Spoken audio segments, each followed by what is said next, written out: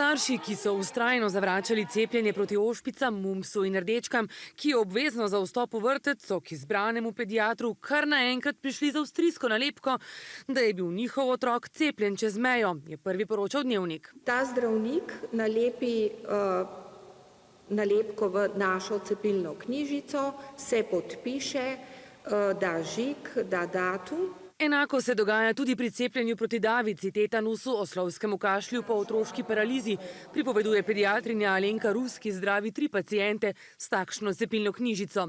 Ali so bili res cepljeni? Mi tega dokazati ne moremo. Nekaj pediatrov je staršem zato ponudilo celo preverjanje protiteles. Starši seveda to absolutno zavračajo. Potem zahtevajo od pediatra, da jim napiše neko potrdilo. Mnenje naše pravne službe je bilo, da to pa pediater ni dolžen narediti